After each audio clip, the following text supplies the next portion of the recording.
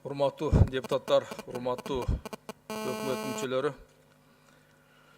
Сапар Исакович, менде мында суроо кечеде бердим эле комитеттечи.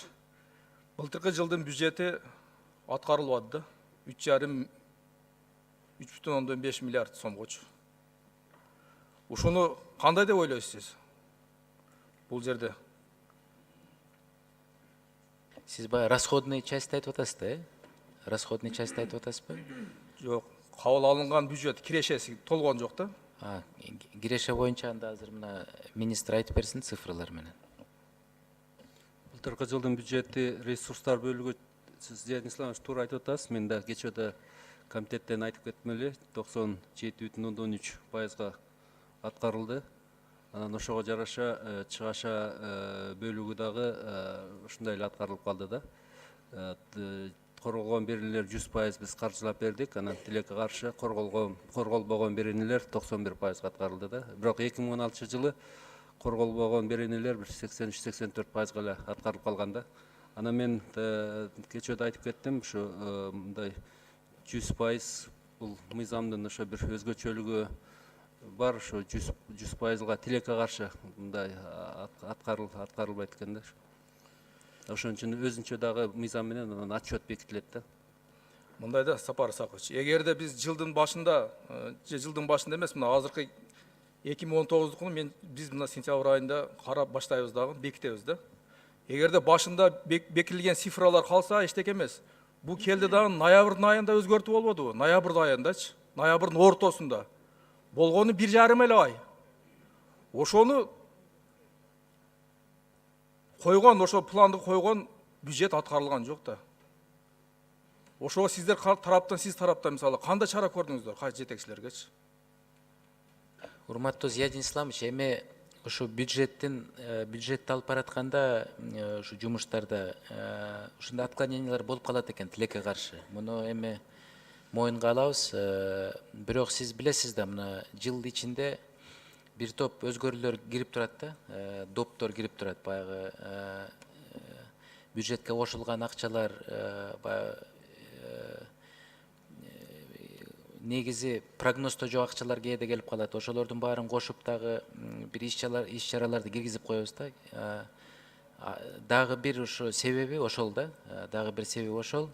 Анан жылдын аягына ушу 95, 96, 97% аткарылыш болуп калат. Эми биз аракет кылабыз, мындай 100%га аткарганга аракет кылабыз. Мындай, Сапар Жумакадырович, мен айтып атам да, кайталап коеюн. Ноябрдын ортосунда биз өзгөртүү киргиздик. Ошондо пландаштырып атат да. Ошондо же болсо азыраак эле алып туруп биз ушул жагын толтура алабыз деген жок да, ошол өздөрүнө койду. Мына бүгүнкү күндө салык инспекциясы мисалга 1,6 миллиард сом акча жетпеди. Бажы кызматы жеткен жок. Ошону Министерство экономика бар ошол жерде пландаштырылган. 1,5 айда эле пландаштыра алган жок да. Ошо жетекчилерди сиз алып отурасыз да, ушундай жетекчилер менен иштешипчи. Зиядин Исламович, өзгөртүүлөрдү биз июль айында баштайбыз. Июль-август айында баштайбыз да ошо. Ошо палатада каралып калган акыркы мөөнөттөр ушу ноябрга келип калып атат да. Мен бул суроого дагы эле канааттандыра жугала алган жокмун да. Андан кийин анда айтсаңыздар, балким салык кызматы айтаттыр мына. 2017 жылы НДС боюнча канча возмещение болду?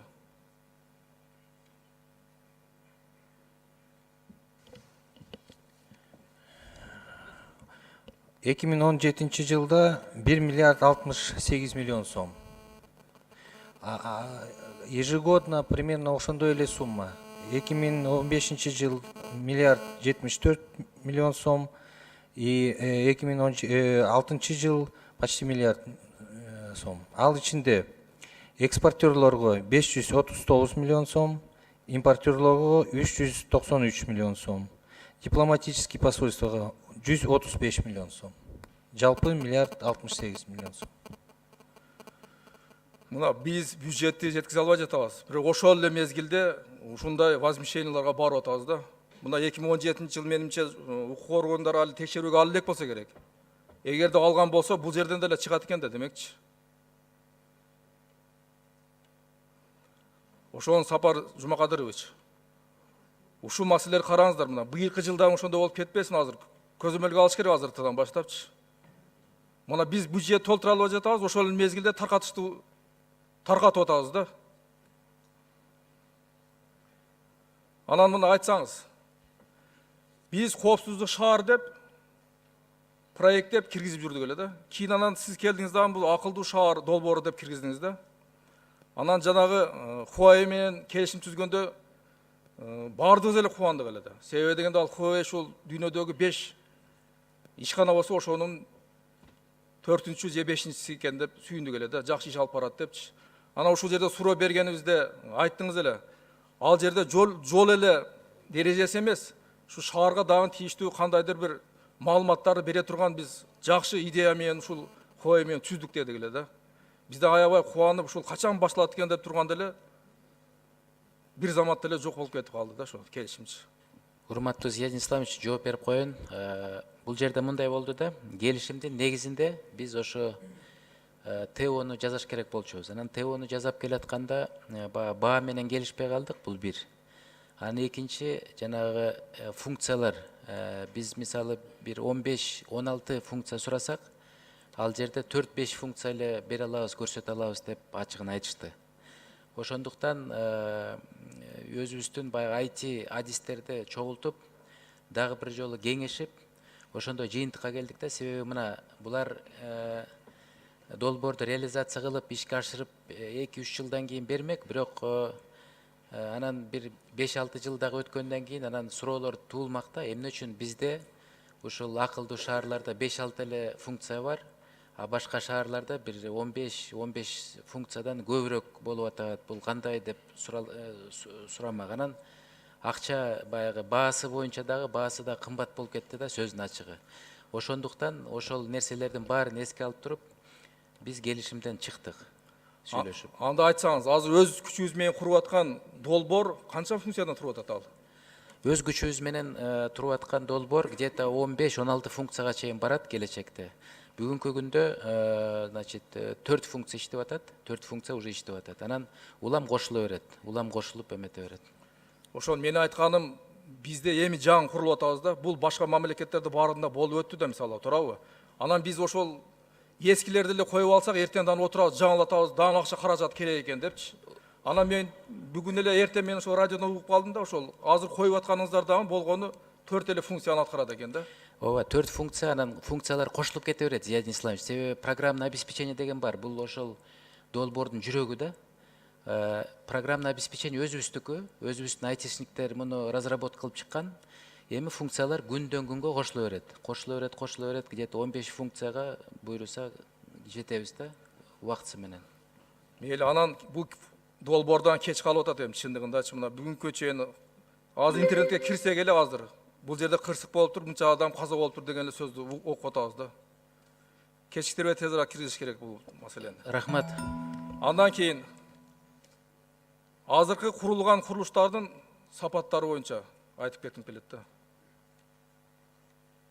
Биз азыркы заманга бап ылайык материалдык курулуштарды биз албай жатабыз да. Мына мектептер курулуп атат, 1 жылдан кийин анын полун алмаштырып атабыз. Же болсо шамал болду деп атабыз, мектептин чатырын учуруп кетти деген сөздөрдү угуп атабыз да. Бул кандайча түшүнсө болот бул? Урматтуу Зиядин Исламович, бул маселе боюнча мен өзүмдүн көзөмөлүмдө турат да, кандай кадамдарды биз жасадык, айтып берейин. Биринчиден мен талап койдум Бакыт Абдышевичке, Гостройдун башчысына, баягы сомнительный компанияларды тизмеден алгыла дедим. Сомнительный компания, баягы сапаты жок кургандар, срок баягы эмени объект өткөрүп бербегендер, жана бир топ махинацияларды жасаган компанияларды жолотпогула дедим. Анын ичинде булар өзүнүн тизмесин эметип аккредитация кылды, мындай өзүн жакшы көрсөткөн компанияларды. Бул бир. Экинчи, бизде жана типовой мектеп садиктер бар да, билесиз да, бала бакчалар. Анан аларды биз жаңысынан карап чыгып атабыз. Мына бүгүн заманбап стройматериалдар бар. Мисал, бир эле мисал келтирейин, жана потолокту биз баягы классический кылып туруп шыбап атпайбызбы, акча кетирип. Мына азыр жанагы заманбап технологиялар эмне кылат? Бүт жана коммуникациялардын баарын потолокко эле өткөрүп, анан подвесной потолок жасап коюп атат. Ошолорду киргизели деп атабыз. Жана башка мындай туура жакшы нерселерди, материалдарды колдонолу деп атабыз да. Ошондой материалдар колдонбой жатат да, илгерки эле курулуш боюнча кетип баратат да. Анан мына айтсаңыз, мына бүгүнкү күндө айтсаңыз, канча мектеп курулуп атат азырчы? Бакыт Абдишевич.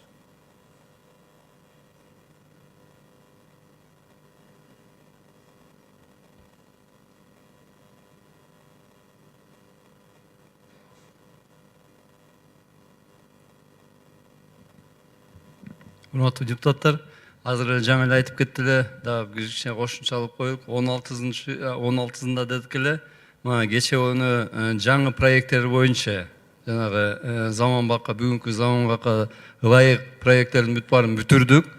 Наркы жума понедельниктен баштап биз болсо выставкага ылайык деп атабыз. Типовой проекттерге кошумча жаңы проекттер.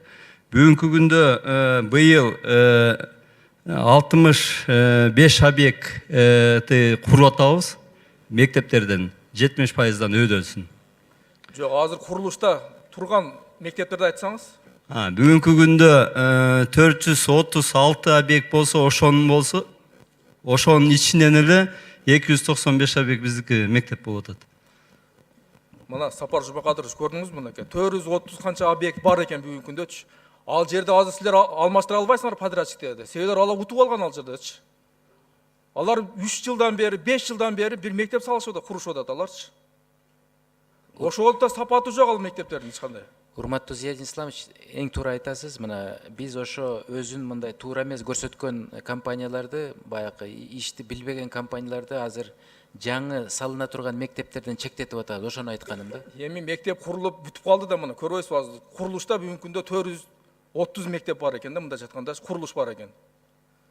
Анан эми азыр калса дагы канча бир 200 мектеп калгандыр эми курула турган дагы жаңы мектепчи. Азыр ошо 400-дүн мынакей. Мисалы өткөндө эле айткам мен, билсеңиз керек, 225 орундук бир жерде 60 миллионго, бир жерде 55 миллионго, үчүнчү жерде 90 миллионго курулуп атат. Аны текшеришкен адам жок. Ошол даана эле курулуп атат. Себеби ал кирип калган да ошол проектчи. Мисалы мына Өзгөн районунда так ошондой сиз айткандай факт болгон. Анан мен текшертип мындай караттырып эметсем, бизде бир чоң көйгөй бар экен, ошону айта кетсем. Баягы ЧС аркылуу кеткен объекттер кээде злоупотребление кылып, ошол акчаларын кошуп коет экен да, сөздүн ачыгы. Берки тендер менен кадимкидей тендер аркылуу келген компаниялар, алар мындай стандартты анан акчасын дагы үнөмдөп кармап атышат. Ошо ЧС болгондон кийин биз баягы ойлошубуз керек. Азыр мына жаңысынан иштеп чыгып атат.